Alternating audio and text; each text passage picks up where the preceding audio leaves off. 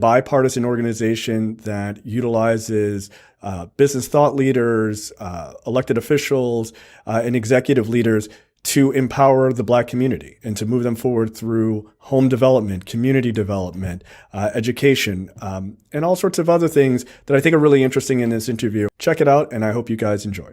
I am sitting here with Darius Jones, the president of the National Black Empowerment Council. Darius, thank you for joining us this week. Hey, thank you for having me, Jay.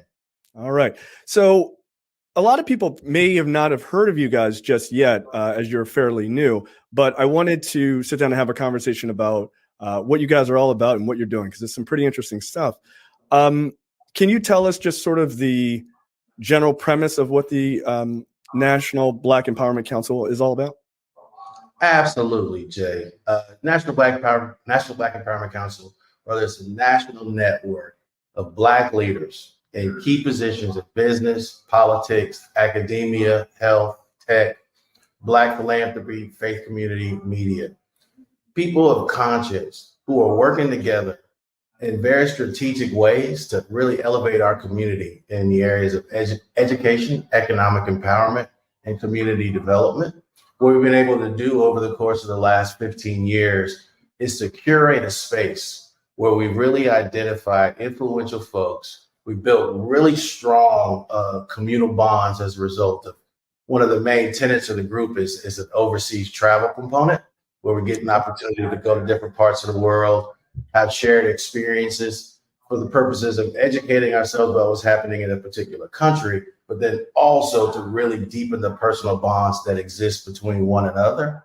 And that way we find that having that core trust that those shared experiences provide, coupled with people's positioning, gives us kind of the dynamics necessary to be able to work together in very trusting and very powerful and impactful ways to do things for the uplift of our community. We've been very blessed since the inception of the organization to go on now to have over 20 mayors who are a part of our organization, over 5 members of the Congressional Black Caucus are part of our larger community, and some HBCU presidents, and just a group of individuals who are highly engaged in civic leadership for the uplift of Black communities. Okay. I have to tell you, in researching you and your organization, I loved this mantra that you guys have, which is life. Yeah, life moves at the speed of relationships. That's a very, very it's a succinct but also brilliant statement, and focuses exactly on what you're saying here. How do you see, from my perspective, your relationships and your partners really are at the sort of the core of what the business or of what the organization is. How we get things done. Right. So who do you see as key allies or partners in this entire process, like from a broad sense? And even specifically, you're mentioning mayors and members of the Congressional Black Caucus. So who do you see going forward as the council grows? Who are your allies and your partners, you think? Well, actually, the way the organization is built is that it's actually a peer-to-peer recommendations are how individuals join the group. We ask individuals to reach out to people that they've known in a personal and professional capacity for at least 3 to 5 years, so that you got a real sense of who it is that you're dealing with. And then those individuals are provided with the opportunity to then come and join the organization.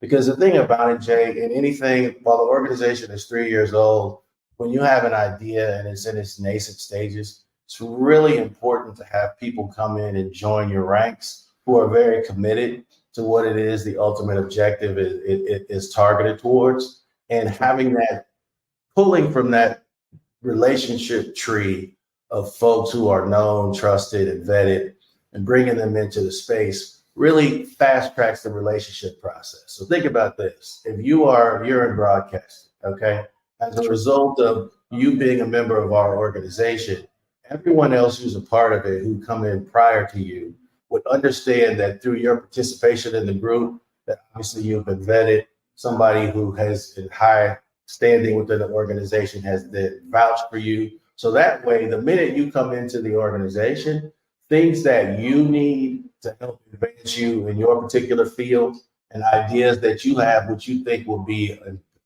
bring betterment and empowerment to African American communities, people are just going to de facto line up to try to be force multipliers to your efforts. Okay. So instead of taking the time of having to build up trust and relationship over a number of years, we've actually established a process which sort of fast tracks that so that we can come together in meaningful and strategic ways to make an impact now. So when we say life moves at the speed of relationships, that's genuinely what we mean. Because if you have an idea of how you can make an impact, and then you're able to share that idea with a community of over 500 plus people who see the world in the same way that you see the world, and who are, very inclined to want to be supportive of those efforts, it gives us such a reach and it gives us such an impact that we've found over the last 13 years has been very instrumental in helping us to empower the membership, to empower the community,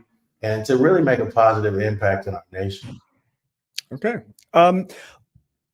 Thank you for saying that. The idea that is how you're sort of growing this organization is, I guess from the outside, it may even feel revolutionary to some people, from the outside looking in. Oh, that's a very different way to, normally it's join our team. Here's the sign up, and then you just, create your ranks. But it's interesting because it's almost sort of a organizational take on what the Black community very much is, right? Once you are sort of vouched for by, someone else in the community, that community expands, not just from a perspective of you just come on in and everybody goes, oh, okay. But when if you know somebody, it's almost like a fraternity of sorts, right? It is. Right. Then it expands internally, which is interesting. Absolutely. No, go ahead. No. Let's keep on that point. Go ahead. No, you're absolutely right. I mean, having that kind of a community of folks that are, similarly focused on making a positive impact, we've seen it's the way to go.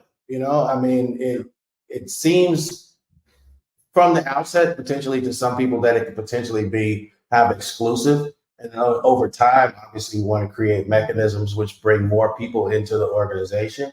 Sure. But often we found that you can do more, sometimes with less, depending upon, the relationships, the resources, and the institutional influence that people have and that are willing to bring to bear for the advancement of a good cause. That model has proven over time to, I think, give us the ability to punch well above our weight in terms of the things that we're able to do. It's almost as if the model is, you think about, what I do is I try to think about what is the next power equation that the African American community is going to have to use in order to be able to effectively advocate for its interests going forward.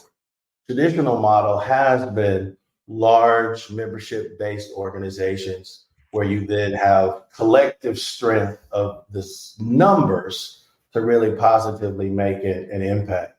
Our model more so is, if you imagine a map of the United States and you think about probably the 20, 25 areas where Black people live in what I call a high enough concentration to have a disproportionate impact over the politics and even the business in a particular area.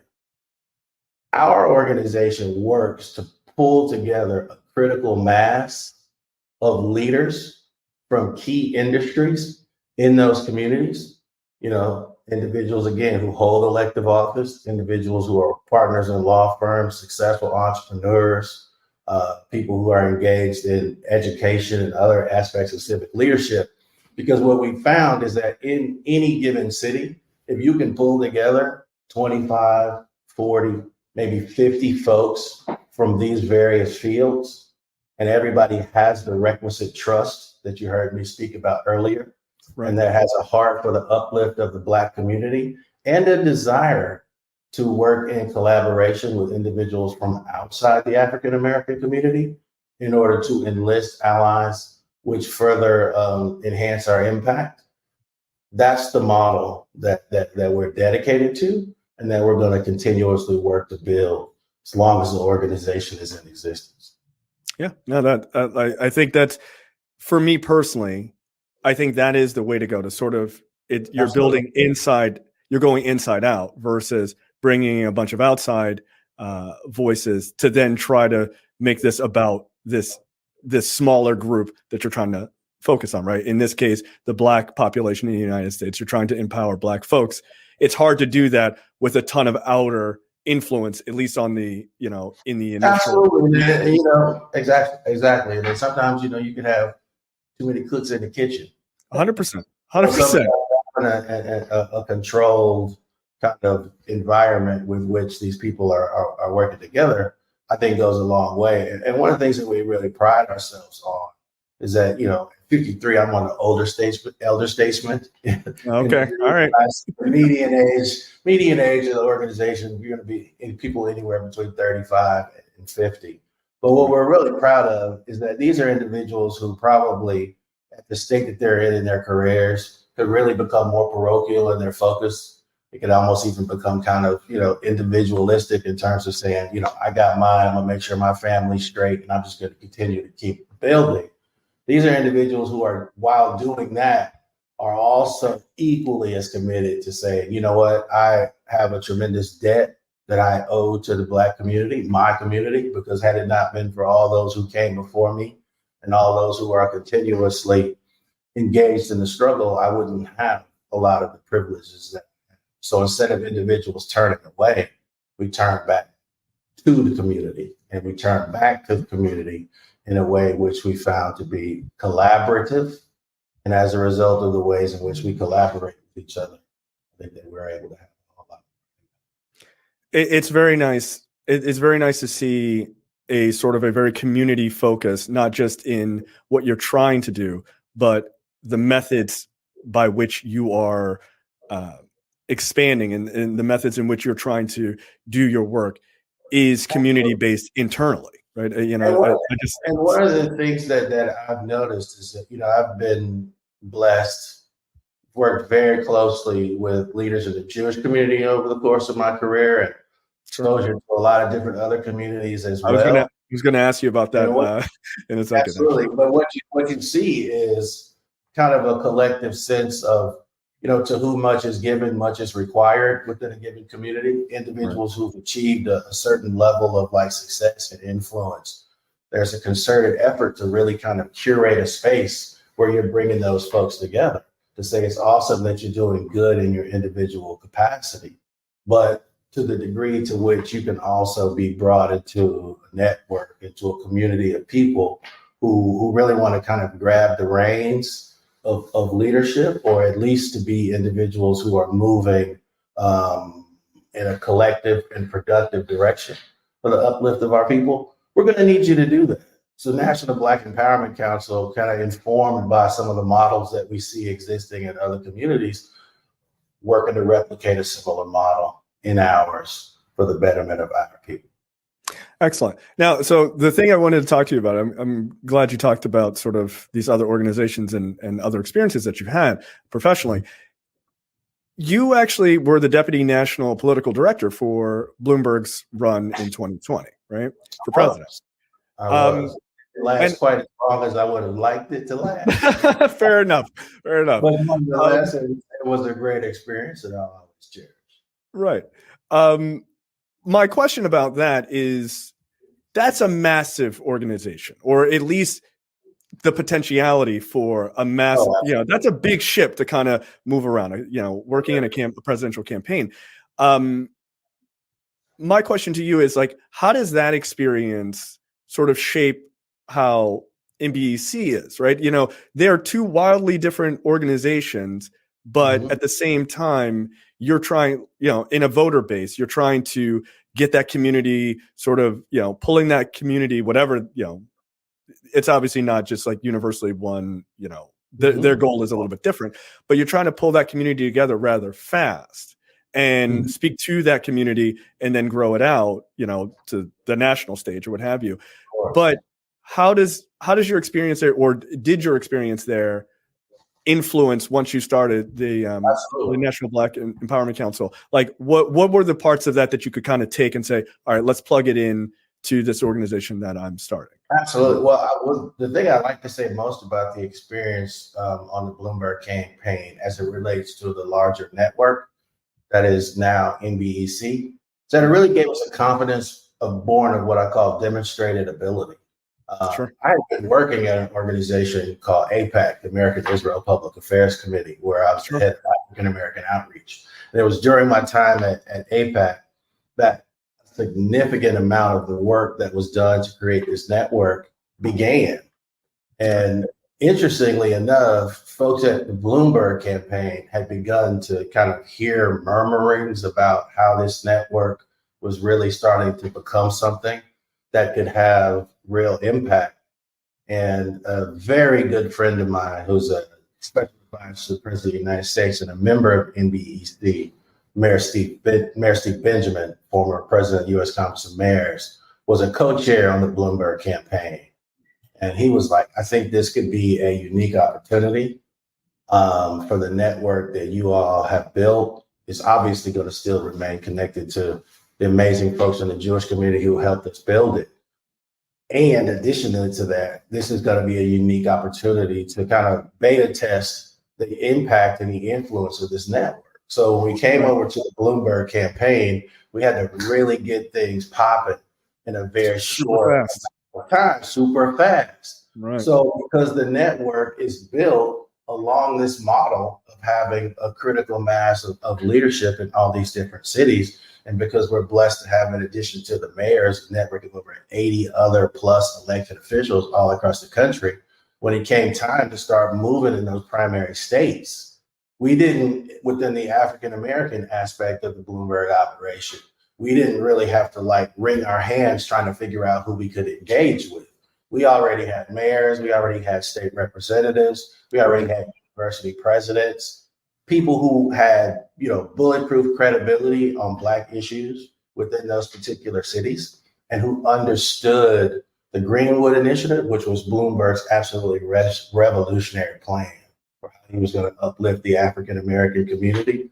When folks were able to read about that, and I was able to kind of push the button on the activation of the network, we really started to make things happen locally to fast track the campaign. And then, unfortunately, when it ended and COVID hit, and I kind of was sitting there thinking, okay, what am I going to do with the rest of my life?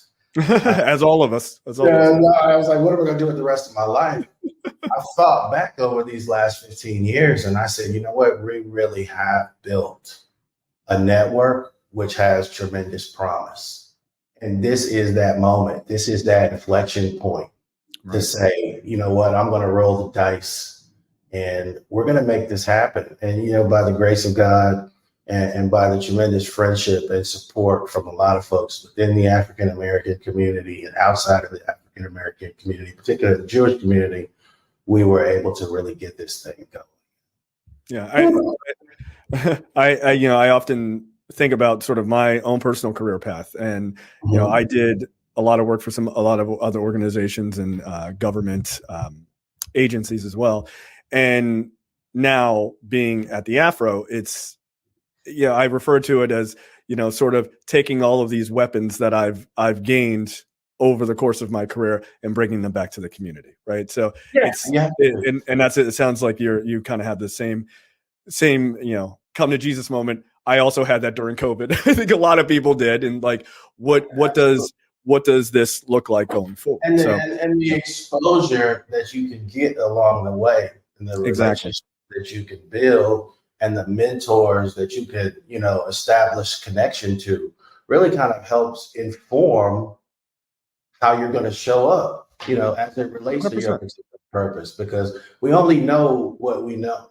But if you're continuously trying to, bring in new information, you're continuously trying to learn about new models and various power equations, you have a host of advisors who provide valuable insight to you. It helps to take the way in which you're able to, lead an organization, how you're particularly able to model a particular approach to higher and higher levels. And I just feel like, when you think about a lot of the problems that confront us here in the African American community, particularly kind of one of those at the top of the list, I think, is DEI. I think that as an idea it's in trouble. There are a lot of people who are coming for it, and my concern is that as a result of that, some of the older ways in which we've been able to try to advocate for African American interests, which means, talking to people outside of our community and saying, hey, we need this, and we definitely need this, and I feel like we owe this, and, either guilting, shaming, or kind of browbeating people into kind of capitulation. I think that now with kind of this culture and this climate that's in the air, and a lot of this pushback and animosity towards DEI, some of those old approaches aren't going to be able to work. But to the degree to which you can understand your power equation and say, well, as a result of this significant concentration of influential people who are all kind of moving collectively for the advancement of our people, we can punch above our weight. And if we look at other communities, other allies, we say, okay, this is a particular area where it seems like an ally can be very helpful and very beneficial to you in addressing this particular need.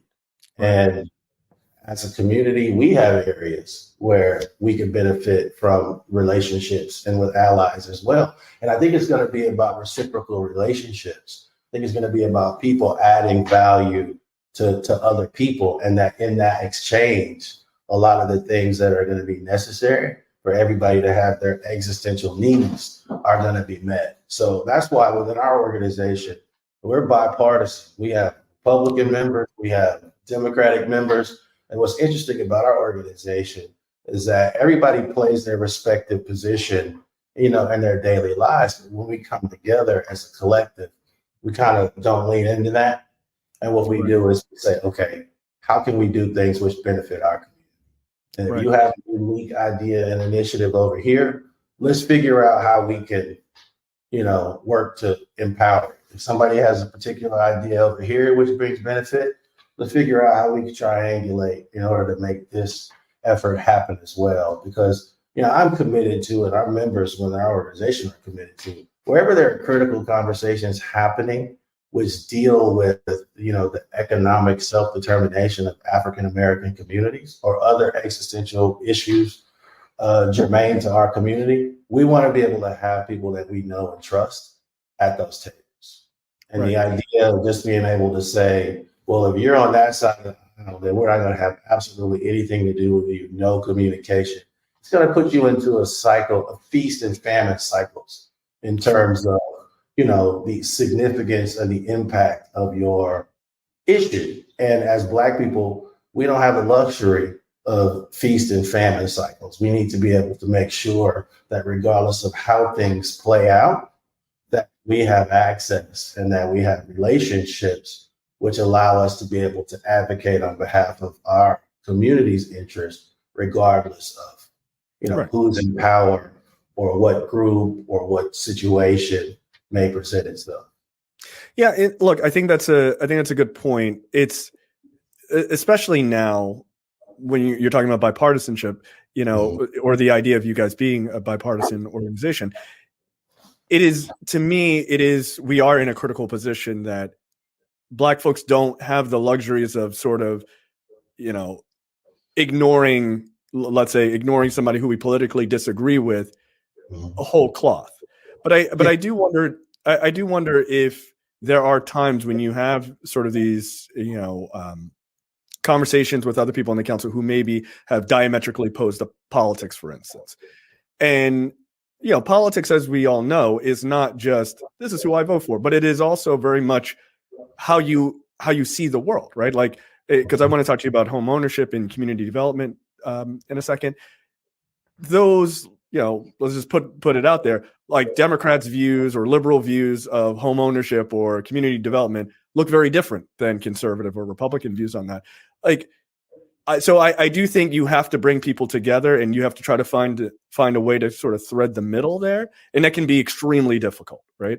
I'm curious as to, have you found that when people that are in this council who are sort of politically opposed to each other, do they, because it's an environment that is more community based, are they less sort of hardlined? Like when they get there, like you said, on their daily, what their daily job is a very different thing. But when they come to this council together, do they tend to soften up a little bit? It's like, yeah, you know what, you might be right about this. Maybe I could slide a little bit this way. You could slide a little bit that way.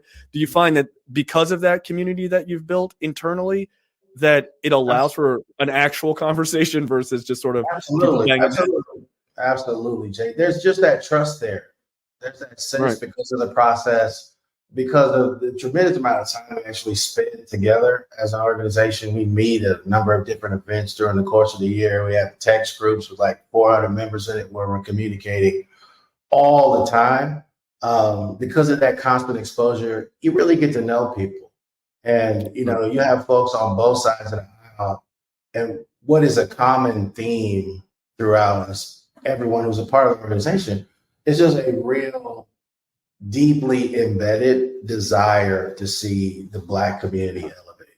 So you may have folks who are on the conservative side of the aisle, bring them together with folks who are from the liberal side. Maybe initially the liberals might be a little skeptical, but then when you hear the conservatives actually talk and articulate, their concern for the uplift of our community as well, and folks feel how genuine that is, it's that tie that creates the magic. It's that tie which enables us to be able to work together.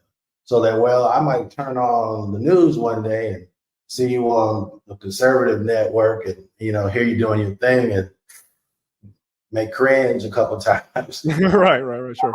I also balance that against the lived experiences that I have with you, of being able to talk to you, in unguarded and more genuine moments where we actually collaborate on things for the benefit of our community. I know election seasons make it a little bit more challenging.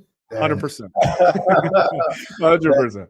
Than non-election years. Yeah. But, we've been at this now for a good while, and I'm confident that we're going to continue to be able to thread that needle as we move forward. Yeah, I think trying to get past just sort of the political, sort of loggerhead situation and just kind of get to at the core of it, all of that is, that is what it is. But at the end of the day, what are we trying to do? Are we trying to empower and advance the Black community? The answer is yes on both sides. All right, then there is a middle ground that we can find, right? We don't have to agree on everything, but if we're all at least trying to move in the same direction, I think that matters a lot. And I think you're right, especially during election years, that is often lost. In that absolutely. I mean, just like we've had individuals in our organization who've held very high positions, close to an advisory positions to the president, literally in every administration since George W. Bush. So we've had people who have matriculated within the White House, again, Republican, Democratic administrations. We've had folks in Republican administrations who had ideas, who had policies that were ready to go, that were going to be able to be very beneficial to Black communities. But depending on the leader of that particular Republican administration, there was initial resistance to people saying, I don't want to have anything to do with something that's coming from that source. But because we have folks in our space who know each other and who trust each other, that Republican administration, through National Black Empowerment Council and through our community, were able to find leaders who were open and amenable to being the first wave of receiving some of those funds around empowerment zones and things like that, which ultimately started to bring benefit to Black communities. And then as a result of their taking kind of that initial step, other folks start to say, okay, that's how we're moving now. And then it broke the log jam, and then a tremendous amount of resources came out that brought benefit and uplift to Black communities. And we're proud of that. The thing about it, like, this is the first time it's ever been publicly discussed, because that's not really how we move. We try to do things which move the needle, and it's not about having press conferences. It's not about, 60-minute interviews. It's just about being able to look each other in the eyes at the end of the day and say, I see you. And together we were able to move and make that happen. Right. And look, I think sometimes that is the best method. I mean, it is what I would argue is a more reasonable version of the sort of backroom deals with martinis and cigars. That was like in the 1950s. Yeah, right? But it's a real thing, right? It's a real thing. Like but it's very real. When you are sitting across from somebody, it makes a difference. It's life moving at the speed of relationships. That's how 100%. That's how we 100%. choose to characterize it. And the more of those relationships that you have, the more positive things we believe that you can make happen. Yeah, I agree. Let's pivot to home ownership. The NBEC, one of your plans, or one of the things that you guys worked on, was an initiative about Black home ownership, right? And so my view, especially growing up and being from Baltimore is sadly very infamous for being one of the first cities with redlining and sort of neighborhood isolation, like laws on the books sort of thing. Of course, we were not the last, unfortunately. And my question to you is, can you talk about the success you guys had with the home ownership initiative and what your future plans are with this? Absolutely. So it's a new program. We've been at it since April. It's a partnership between the National Black Empowerment Council, the Rocket Community Fund, and Goodwill of North Georgia.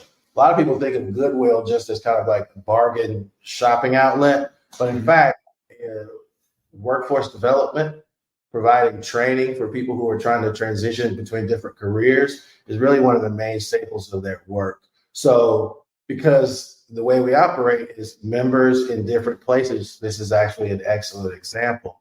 I have a national board member who has a very strong relationship with the Rocket Community Fund. So when the Rocket Community Fund reached out and explained to her about this initiative that it was developing to go to different cities across the country and provide home ownership training to African Americans, she naturally thought of our organization. Now, National Black Empowerment Council itself doesn't do the actual educational aspect of it. So then we reached out to another one of our members, who's the CEO of Goodwill of North Georgia, explained to him the concept. He brings Goodwill of North Georgia to the table so that now the Rocket Community Fund's curriculum can now be taught to people from around the Atlanta region through these best in class educational programs that Goodwill already provides. And we were fortunate to be able to do it in collaboration with the mayor of Atlanta, Andre Dickens, who's a part of our organization. So that's going to create the opportunity for over 600 African-American families to get in homes, hopefully in the first year alone. Then once that program becomes successful, we're going to rotate it out across the entire state. We have a similar program that we established through another one of our members with the American Property Owners Alliance. And what we're doing is in these cities where we have members of our organization who are mayors, we're going to take this program over time and implement in the various cities across the country. Because we feel in collaboration with our mayors, we're going to increase the likelihood of success of the program. And then you get a win for the people, you get a win for the elected official who helps bring it to the table. And then everyone collectively within the organization has the ability to be able to look at each other and say, look how we all came together and yet again did something for the uplift and the advancement of people. So that is a model that we are consistently working to perfect as we continue to grow. And then I assume that what the ultimate goal is, get this to a critical mass sort of situation. Yes. Then Absolutely. And this goes national. And then you have, and just an assumption, you correct me if I'm wrong, but the idea would be that mayors that are not necessarily in major Black cities would also adopt this because they're seeing the benefits. Obviously, home ownership is a huge benefit. Absolutely. We want to start the momentum, okay? Because you have the relationships, you have the trust. So then you have people who say, okay, bring it here. Let me lean in on it. Then it builds that momentum in all these different places. And then that's how you achieve, the critical mass, the impetus, which then makes it go national. Okay. Yeah. No, look, again, this sort of ground up approach it seems so obvious, but it is at least from my perspective, is not utilized enough in these type of organizations. It's normally like, hey, we got a bunch of experts, and they're going to just tell you how everything works. It tends to pull people. It tends to not grab people's interest as much, but when they feel like they're a part of as this thing is building, I think people get much more invested. And this, I think, is a prime example of that. Absolutely. Like, I'll give you an example of what we're doing in the city of Philadelphia. You got a member of our organization, a guy by the name of John Henry, owns a technology company. Absolutely amazing leader. He's on the board at the Penn University School of Education. And John recognized, because he works in the tech field, that obviously STEM education in certain aspects, in certain areas of Philadelphia, a lot of underserved Black communities, these kids aren't getting the same level of STEM education that he sees when he goes to different areas around the city and also around the country. So John says, well, you know what? I have relationships with a number of leading tech companies in Silicon Valley. And as a result of these relationships, these folks are willing to send not interns to these Black schools to talk about what they do. They actually send the engineers who create the technology to come to Black schools and educate Black students on state-of-the-art STEM educational aspects. Okay, then he starts that. National Black Empowerment Council helps with some seed funding. Then we have members of our organization who are at Google, members of our organization who are at Amazon. Then they come to the table now that they see the momentum being built. And then the program begins to grow. And now we've done things in New York. We even had, let me tell you this, Jay. We even had a company, an amazing company called Skydio out of Silicon Valley, California. They brought their engineers to a school called Johnson Preparatory Academy in Chicago in Parkway Gardens. I don't know if you know what Parkway Gardens is, but Parkway Gardens is better known as O Block. Like, it's an area in Chicago where a significant number of the unfortunate tragedies and homicides are happening on a consistent basis. But Johnson Preparatory Academy is a school which is a part of a network that's led by someone who is a member of our larger community. So as a result of the relationship, we were able to, first of all, get access to the school. And when I tell you this is a school that tends not to get these types of opportunities, sure, we were able to bring, the engineers from Skydio to Parkway Gardens for them to sit down for a day with these promising young Black students and provide them with the exposure around STEM technology that you don't know what's going to happen with these kids as a result of now them finally having the opportunity to play, to work with drones, to engage in gaming, to do a whole host of things that are really in keeping with where technology is going. So we were just proud to continuously be able to do that. And then we're going to take that program, like we're doing with the homeownership initiative, and move it around to different cities where we have those relationships in the guise of creating enough momentum for that then to become something that becomes national, fits Black folks all over the country. Yeah, look, I think not underestimating the ability of young Black students by instead investing in them, by giving them this full access to these things. There's always these news stories of like, shocking, these kids really took to this. Like, yeah, it's just because they're not given these opportunities. So making those chances. And then a lot of times you have schools or you have these programs that are doing really good work, but they may not have the access to some of these companies which are looking to do something in a similar vein. So by having folks who are at a particular station within their careers or positioned across multiple industries, their reach is expanded because now you have people who understand the need of a particular community. And if they're influential within that space, they know which institutions, they know which companies, they know which resources to then bring to the table in order to force multiply, this grassroots effort. Right. Again, cutting out the sort of middleman of creating a trust and like a background of those potential relationships. You're already there, right? This web of these individuals has already been created, so you can move quicker and sort of build up this access inside the community in a way that you could never do if I just reached out via email for the first time and said, hey, would you guys like to come to this school? And it's like, all right, give us 6 months to research why this is not a good idea for us.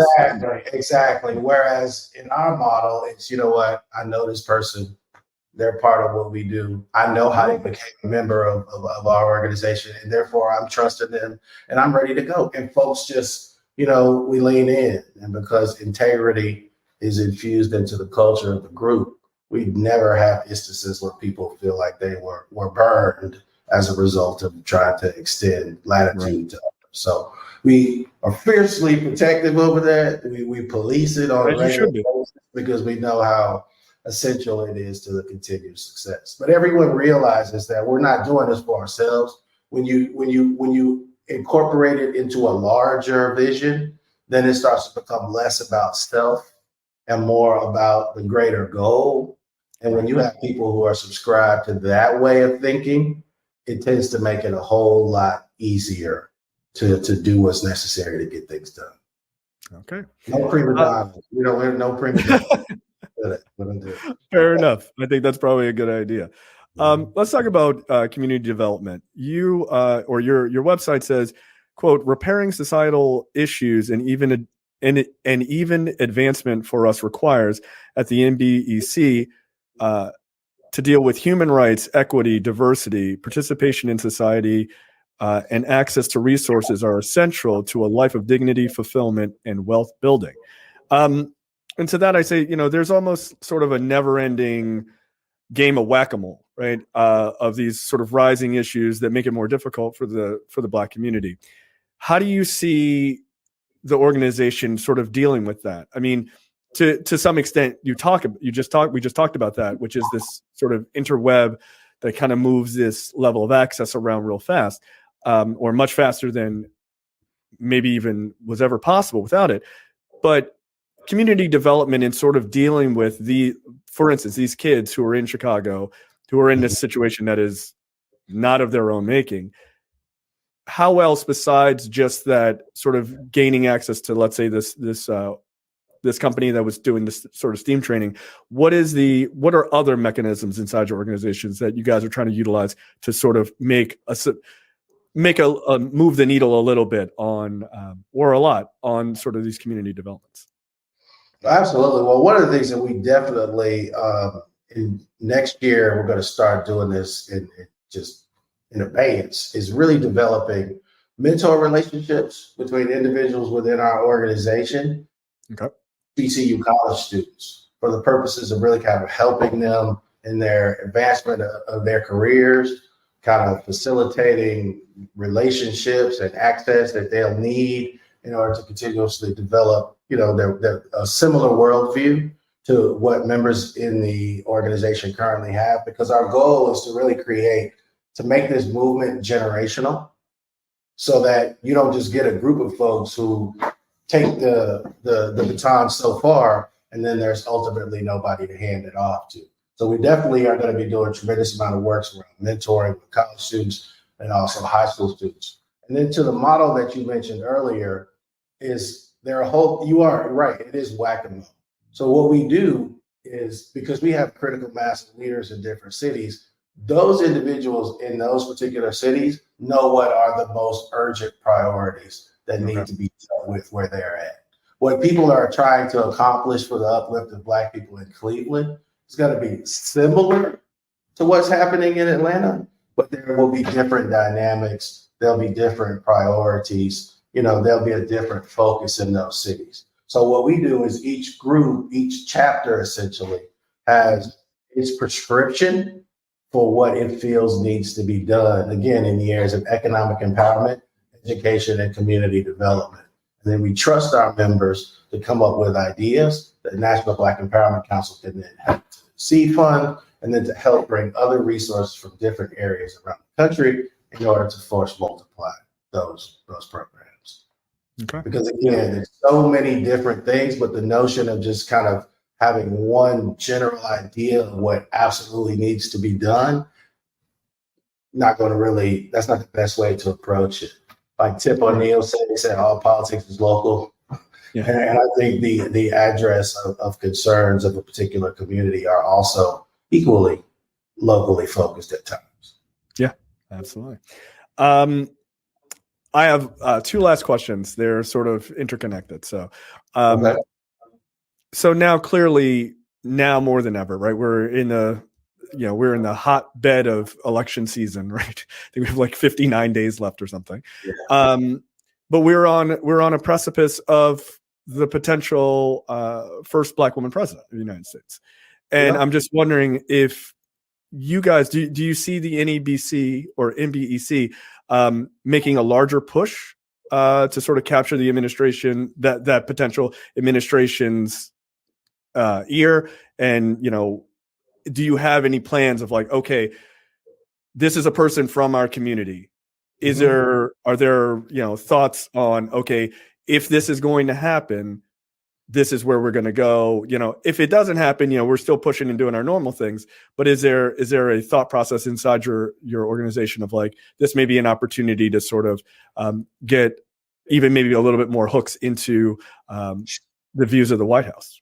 So what I'll say, as a nonprofit 501c3 organization, we don't actually advocate on behalf of a candidate. But what we've been fortunate to have, and may have mentioned earlier, that we've had a really robust presence at the Republican National Convention, and we were also present in a significant way at the Democratic National Convention just a couple of weeks ago in Chicago.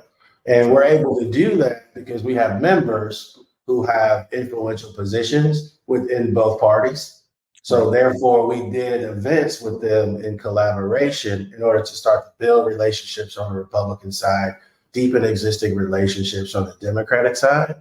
And from a National Black Empowerment Council, our hope is that obviously we have our own personal feelings about how we would like the election to play itself out. Sure. But from an organizational standpoint, we just want to be able to help those members in what they're doing on both sides of the equation, so that regardless of how the election turns out, we will have people who we'll be able to talk to in order to help us advance a particular agenda. Okay, that's fair. So, our personal feelings, we're human beings. Obviously, we have our preferences, but as an organization which is dedicated to trying to make things better for Black folks, we hold enough of that back and just try to work through our members so as to make sure that regardless of how things shake out on November 6th, we will not be locked out, and then therefore we won't be able to be as effective advocate as we endeavor to be. Right. I think that's the smart money, which is, kind of keeping these channels of communication open on either side. But I was curious to see if there was any sort of like, thought processes, but I can understand the idea of what your personal views are versus what the organization's sort of set of goals is. And then my last question is, the organization is responsible for giving $250,000 to support voter education in Detroit.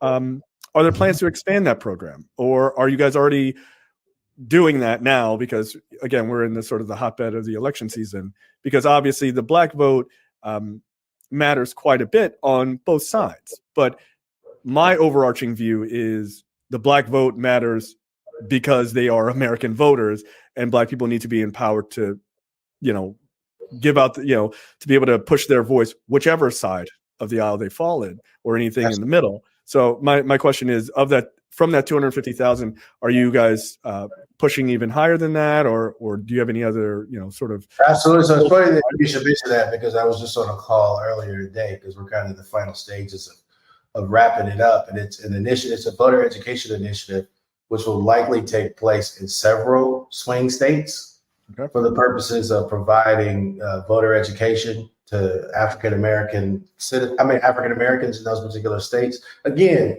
not on the side of a particular candidate. Right. Just being educated. Raise awareness about the critical issues, make sure folks are actually informed about the process of being able to cast their vote, both in early voting and or election day. And we're going to have some street teams involved to really kind of make sure that folks are going to be out, because we always want to do everything possible to ensure continuously elevated levels of Black voter participation. And a lot of times folks tend to be either apathetic or not necessarily engaged in the process, not entirely because they don't care, but sometimes just because they're not truly informed about the key issues and the potential impact that those issues have on their lives. Right. Yeah. I think that, just the Black voice in the voting populace it's often largely ignored right until the election comes up, every 2 years. And so it's nice to see organizations feeling that education around this is incredibly important, not just vote for this person or vote for that person, but just but I want you to know why. I want you to know why you're voting for that. Absolutely. Right. It's important to be an informed and engaged electorate. So anything that we can do to add to that information and engagement element, that's something that we're always going to work to do.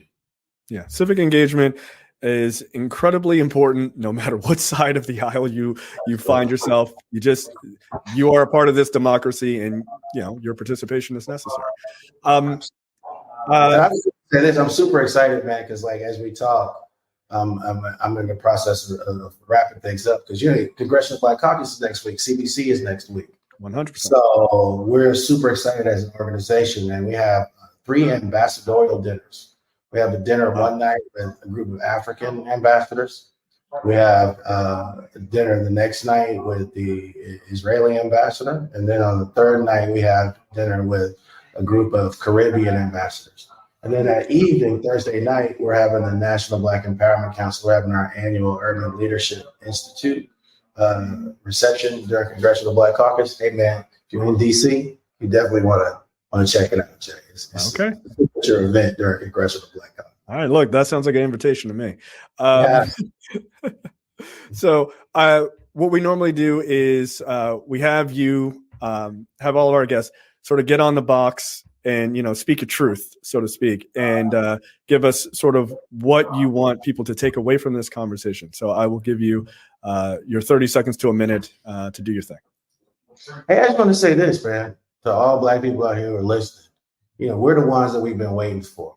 The cavalry's not coming. Okay. I mean, it's going to be time, and it's going to be incumbent and inherent on all of us to really begin to work together and put our shoulder to the wheel for the continued uplift and advancement of our people. It would be nice to be able to have the luxury of having a lot of folks kind of lean back and be disengaged and kind of leave the lion's share of the work to others. I don't think that's the case. I think it's necessary for us to begin to work together, collaboratively, intelligently, strategically, and in a solution-oriented fashion to access the right doors, have the right conversations, and build the right relationships to continuously make things better for our people. It's on us. It's on us. All right. So I will finish out by saying that, Darius, thank you for joining us. I thought that was a really great conversation.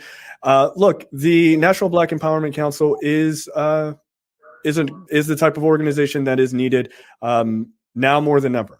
And I think that building these sort of organizations, but in a general aspect, we succeed and we move forward positively by leaning on our most powerful weapon, which is the community, right? Okay. We have stayed together through the most horrendous things as Black people, and at the core of it has been community. And it is nice to see, going all the way from then to now, that organizations like the NBEC are using community as the basis for moving Black people forward. And I cannot help but to support that. So, thank you.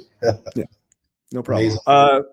Darius, thank you very much. Again, Darius Jones, the president of the National Black Empowerment Council. Check those guys out. Your website is, want to make sure I tell everybody, thenbec.org. So check that out. And you can join to get official updates and things like that. Look, Darius invited you very specifically to the Congressional Black Caucus. He's looking for you. So make sure you check that out as well. Darius, thank you very much. Thank you guys for listening. And thank you guys for listening to the Chickenboxx. And